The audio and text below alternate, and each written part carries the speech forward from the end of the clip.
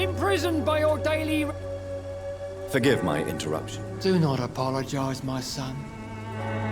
Father Tobias Whitaker is always happy to teach mortals about the incoming Armageddon. I am A scientist.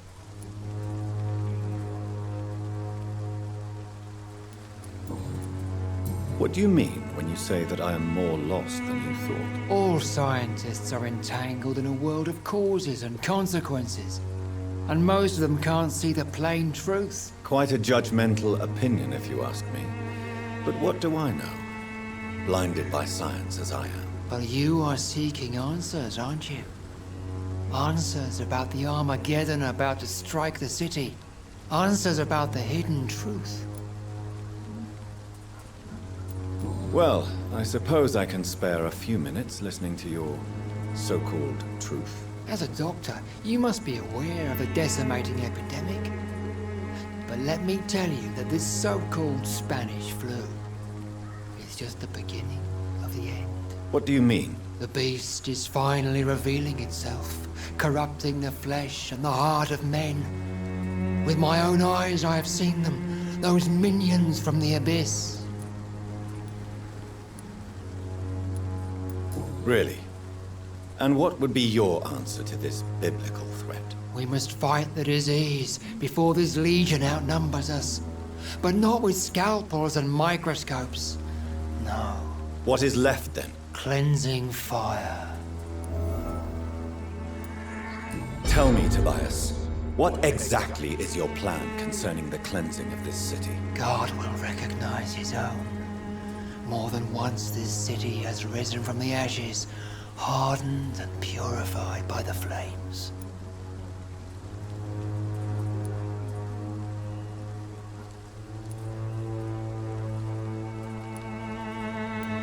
Fire is just the instinctive answer of a caveman facing something he does not understand. This is the 20th century. Your lack of faith is predictable. But my task is to convince rational minds like yours to see the light. This is God's will. You're mad and dangerous. You're nothing but a soulless butcher. A small-time Torquemada. The Savonarola of Whitechapel. My son, if you think salvation is a free gift, go listen to the lies of that pompous fool, Joseph. Joseph, a fool? Vicar Larrabee of St. Mary's Church. While he continues preaching his fraudulent redemption, more and more people die in the streets.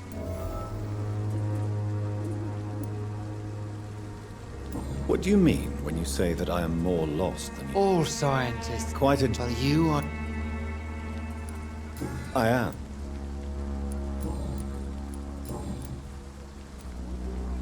Have you any friends? Any family left in these terrible times? No. But I have a disciple I see as my son. He is so devoted. I sent him to preach the good word in the heart of this corrupt... Where did you send him?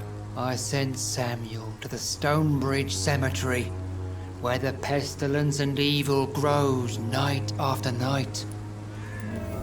You sent him on some preaching crusade during the epidemic. As a true believer, Samuel will fear no evil while he walks through the valley of the shadow of death.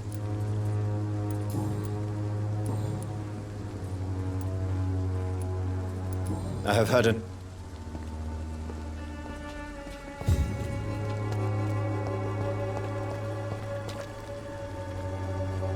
Excuse me, sir. Are you familiar with this part of town? Name's Clayton Darby, reporter. Sorry, I'm new to Whitechapel.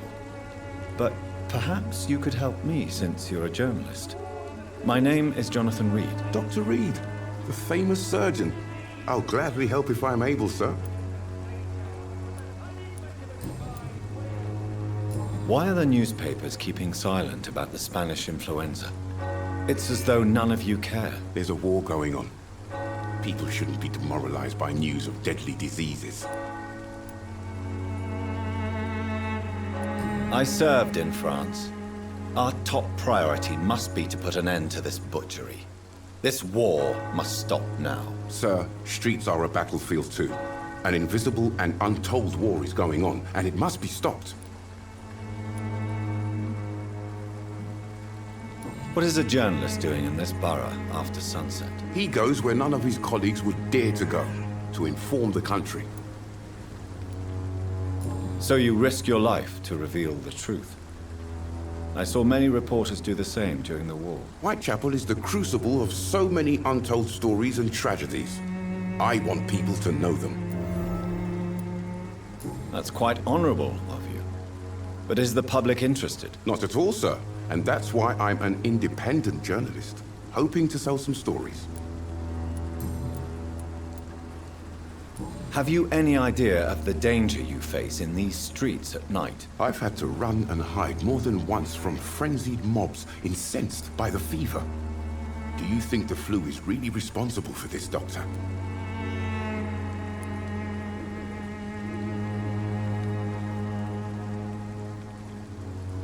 That science is unable to explain the facts doesn't mean there is no rational explanation.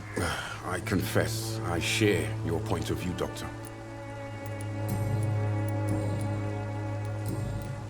I heard you're investigating an underground medical dispensary in Whitechapel. What do you know about it? Not much, I'm afraid. They are wary of strangers, and I'm not really an acquaintance of theirs. Why do you care?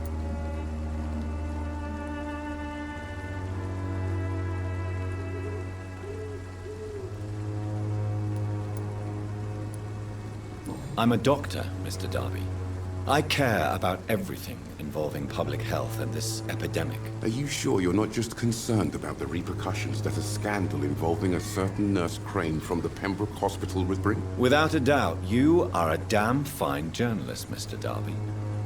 What do you know of her accomplice, a man named Darius? I don't know much about the man. He's very cautious, never goes out, doesn't seem to have any friends or family.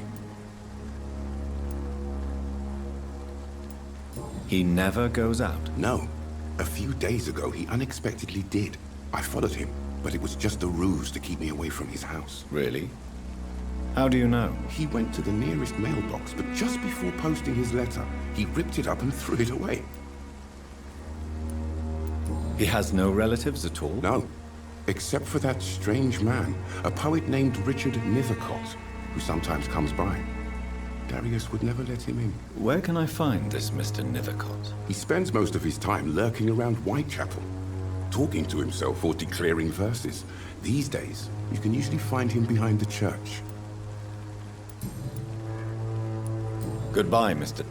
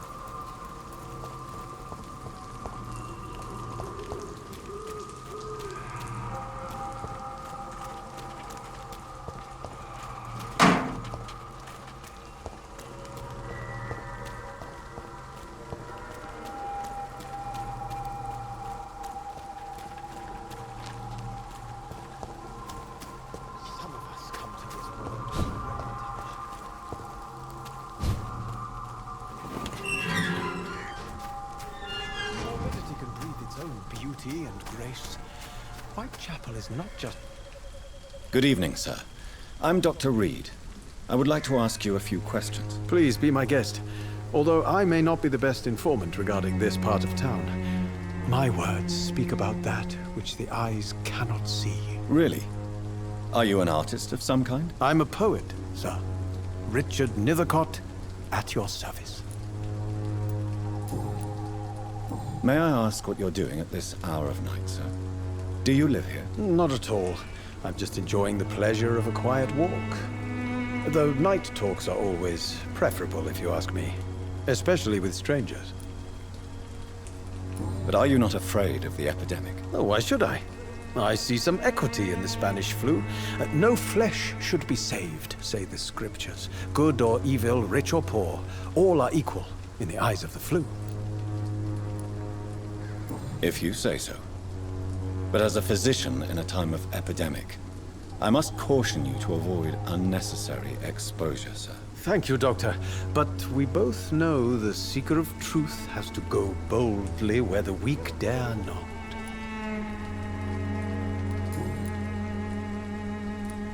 What are your thoughts on the terrible situation in this city? Terrible, you say? No.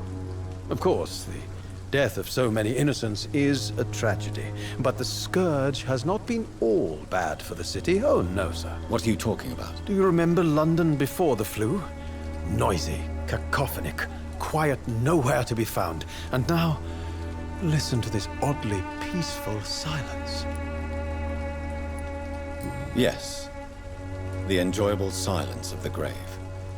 You have a unique perspective on the situation, I must admit. Most people fail to understand my perspective. I don't blame them. But how could I call myself a poet if I veiled my feelings? Are you aware that your life could be in danger in this part of town? But this is where I must be to feel the real beat of the city. I had to come, see it for myself, alone. If some misfortune came upon you, who would be here to help you? Well, you for a start, my dear doctor.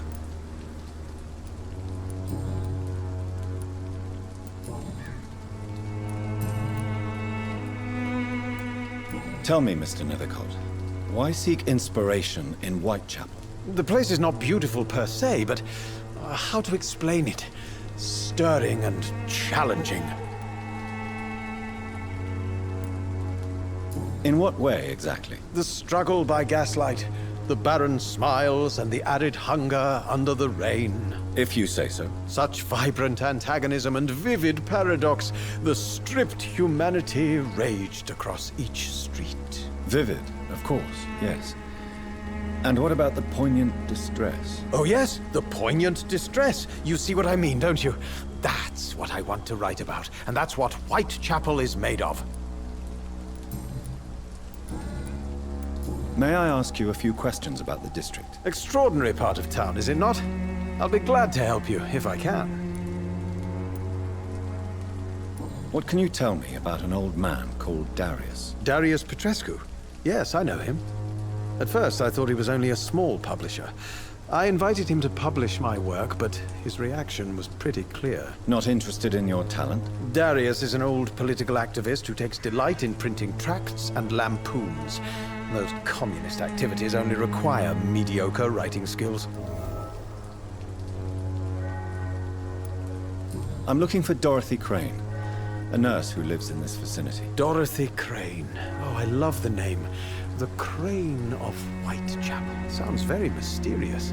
But, sorry, no, never heard of her. I'll leave you alone.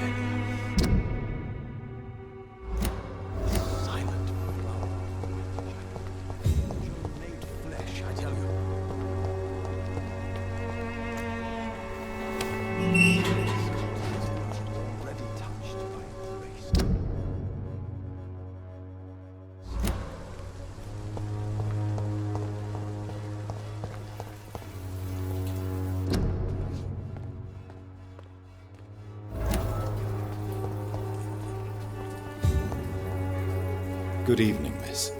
I'm Dr. Reed. I'd like to ask you a few questions. I know what you're thinking. A tall stranger who meets a girl in the street at night. It reeks of the penny dreadfuls. But I mean you no harm, truly.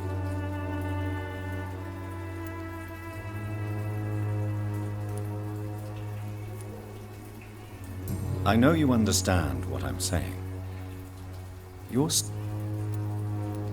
Melia, I know you work for Dorothy Crane. Please tell me about her secret dispensary. A stubborn and mute. Very well. Goodbye then.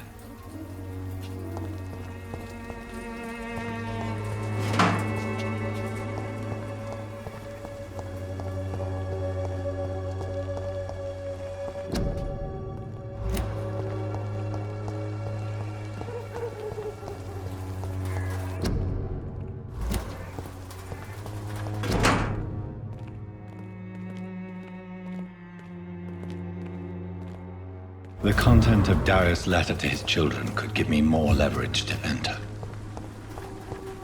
Darius is a bit less of a mystery now. It should not be that difficult to incite him to let me in.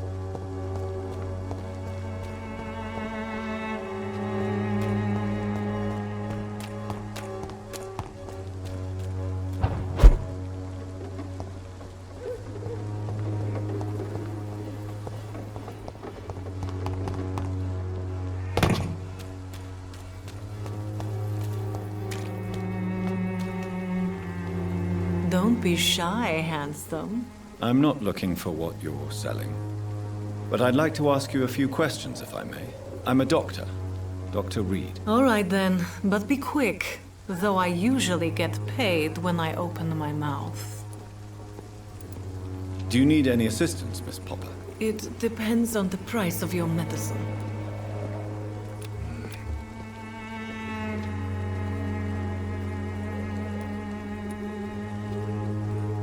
I will see you later.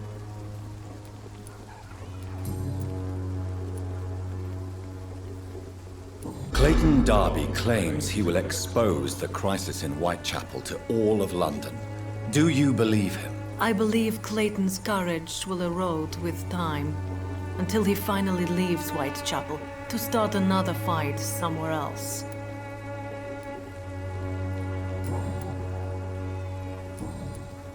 Goodbye.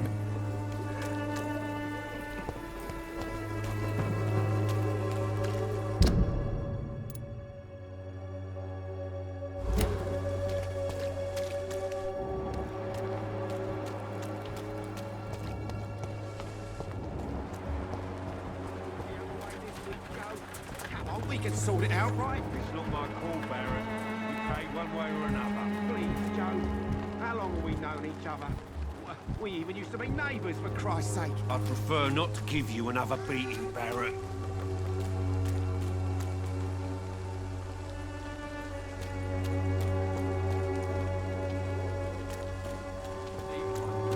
Cheap price, good quality.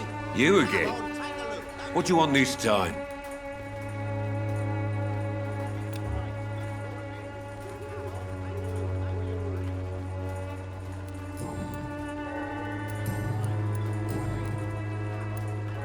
Why do you keep on working for the gang, Joe?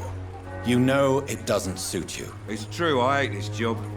And I know I made some bad choices, but I'm a wet boot boy now. And people won't forget it. You could leave tomorrow. Start another life in another town. That's easy for you to say, Doctor. We are poor. My son's weak. And there's no way he'll endure another disappointment. Harry doesn't seem happy living in Whitechapel. Why did you make him come here? I've always put my son's interests above everything else, whatever he may think.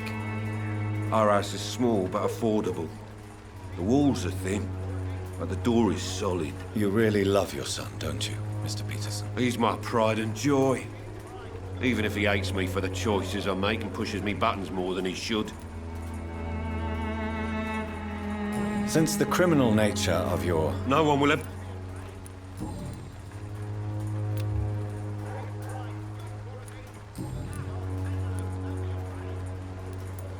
Goodbye. Cheap price, good quality. Come on, take a look. Don't be afraid. Cheap price, good quality. Fancy you know. Right then.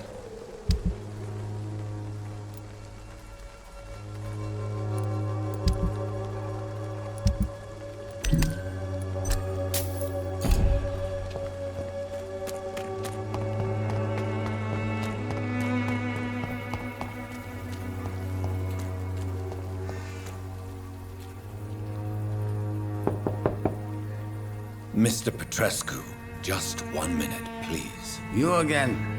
Go away. Sir, wait. Stop this nonsense. I know Nurse Crane is here. Shall we speak man to man, you and I? All right. Speak up. Don't you see we're on the same side? We fight to help the poor, sick, and abandoned. I'm nothing like you, Mr. Doctor. Yes, you are. You too believe in providing medical care without charge. You know what we have to sacrifice to make the world a better place. I have to admit your words have conviction. All right, I'll let you see Dorothea. Don't make me regret this, though.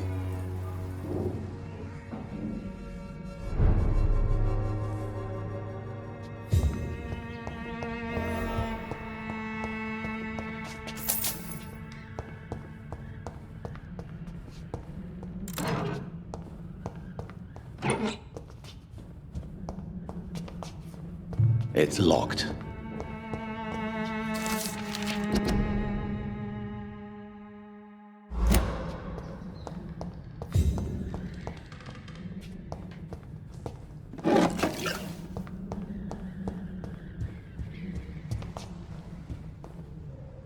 If you want... We've not been formally introduced. May I ask your name and occupation, sir? I am Darius Petrescu. I'm here to keep snitches and spies away from Dorothea. And I also run this little print shop. So Dorothy's real name is not Crane? Like myself and many people in this area, Dorothea is from occupied Romania. That's all you need to know. She seems important to the community. More than you can imagine. The West End does not want to hear of Whitechapel's misery. Dorothea is one of the few doing something about it. Did you refuse to publish Richard Nethercott's previous works, Darius? Yes, his manuscript is as pompous as he is starched. Now there's a man who loves the sound of his own voice. You could have told him so. As a great writer recently said, politeness is the most acceptable hypocrisy. Tell me everything you know about Camellia, the mute florist. I do not believe in the afterlife, Doctor, but I'm almost convinced Camellia is an angel. She volunteered to give out our medical leaflets. Who is she, really? Do you know where she's from? She's not from around here, that's all we know. Camellia is not even her name. It's her favorite flower. You say she has no close family? Well, there's that awful poet who constantly follows her around like a lost puppy. A good man for sure, but a very poor writer. Are you not worried for her safety? She is as brave as she is tough, and clever too. If only I had met her when I was younger. Are you in love with Camellia, Mr. Petrescu? Don't be stupid. If I had met her when I was younger, we could have won our revolution.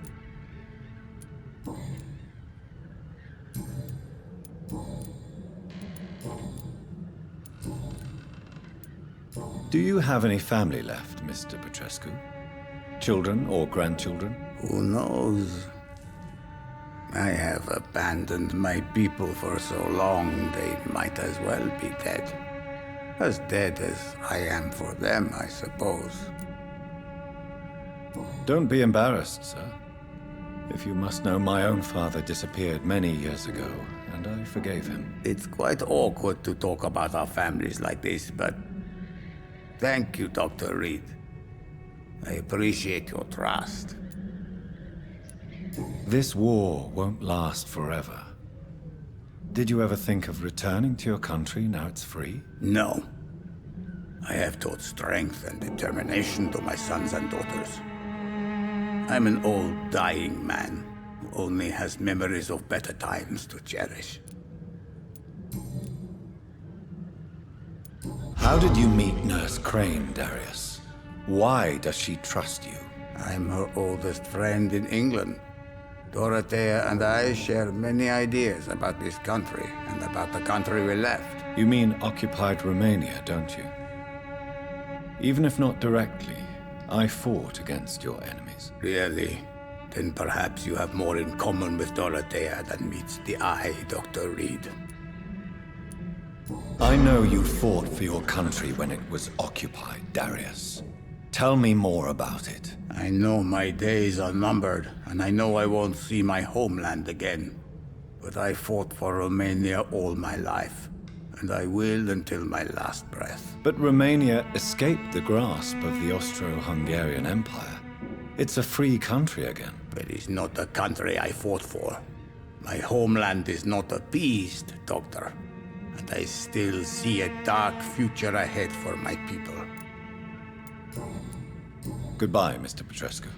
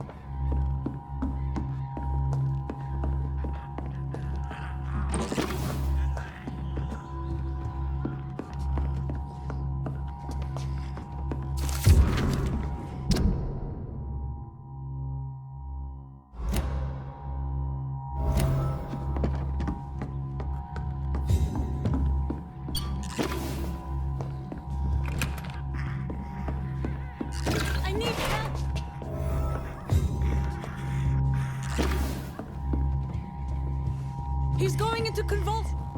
What do we have here, nurse? Patient Razvan Vasily. High fever running on 3 days.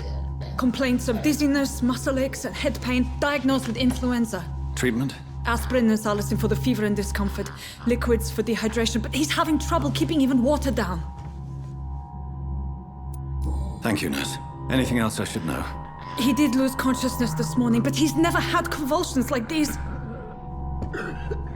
He's not convulsing, he's choking. He's not getting any air. Scalpel! Hand me that scalpel! What can I do, Doctor?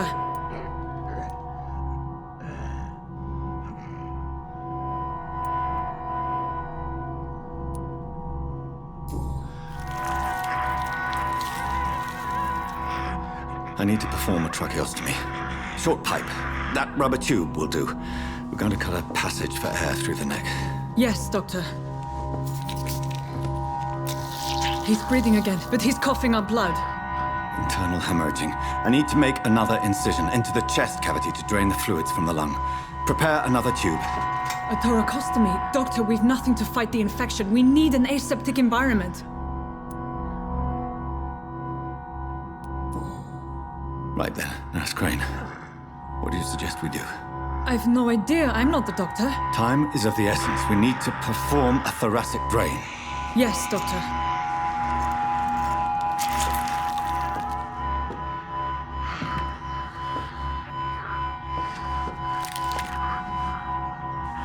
He's still bleeding, doctor. I'm losing his pulse. The drain must have punctured the intercostal artery. There's too much blood. Are you all right, doctor? I can't see.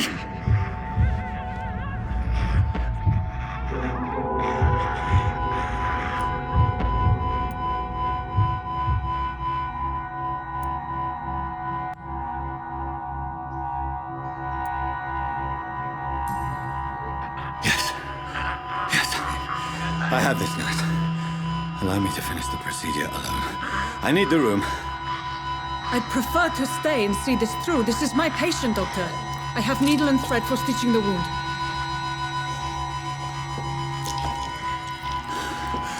Good. The stitches are holding. How's he doing? We're losing him. We've lost his pulse. He's dying, doctor!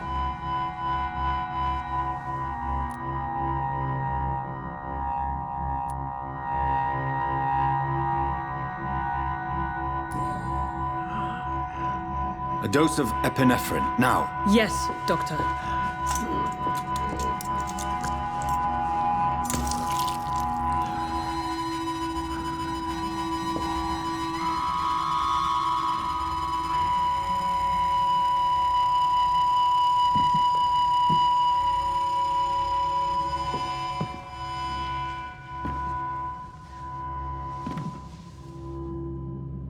We've lost the pulse. He's gone, Doctor. Nurse, we did everything we could. Truly? Everything you could? Is that how you'll report this in your log? Is this how the war went? Piling up one poor corpse beside the next? This was not an influenza-induced seizure. I've never seen symptoms like these on the continent. Neither have I. But the previous symptoms leading up to this attack were the same, indistinguishable from the epidemic. No. There was something more vile in these reactions. Something primitive. There have been numerous reports of mental breakdowns caused by the fever that accompanies the flu itself, Doctor. Yes, but... I'd best take some samples of the blood for analysis.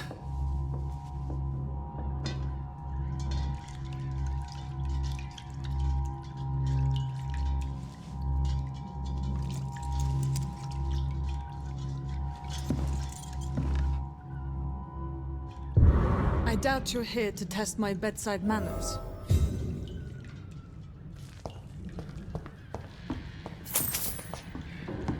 It's locked, all right.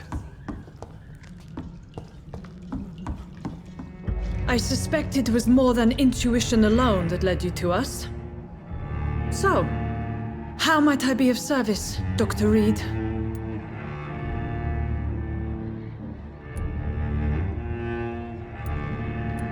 I've come to put an end to this insufferable blackmailing, Dorothy.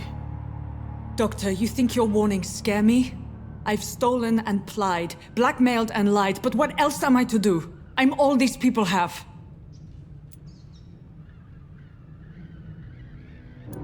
But why Lady Ashbury? Why her, of all people? She's pristine and proper, all right. But that she-wolf in sheep's clothing murders the poor for sport. I have her where she belongs, and I'll milk her for all she's got. Dr. Swansea is a sensible and honest man. He wouldn't have refused your friend's care at Pembroke. It's easy for you to say, Doctor. These people cannot go to the police, nor to the hospital. They don't even speak English. They depend on me for everything. So, the end justifies the means. Is that your defense? I know you're kind, Doctor.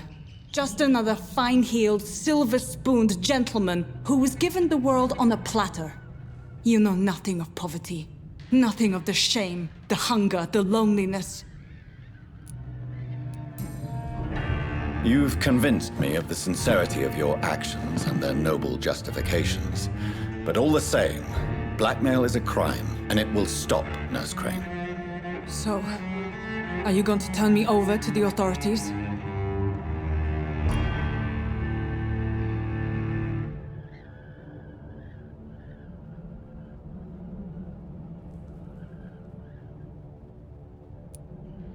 Listen very carefully, Dorothy. You will erase from your memory everything you pretend to know about Lady Ashbury and Pembroke Hospital. Let that rich bitch off the hook over my dead Nurse body. Crane, enough. Listen as if your life depended on every word. I know you've a generous heart who gives freely to those in need, but you shall walk away from the shadier streets of your business. I will never abandon... Dorothy, the discussion has come to a close. Your clandestine activities in the Resistance are over. Let it go. I'll let it go. Yes. All gone.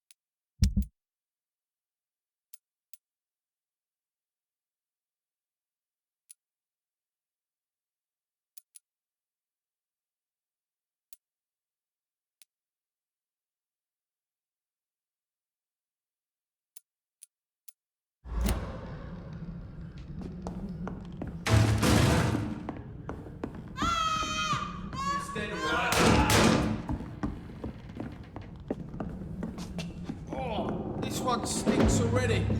Look lively!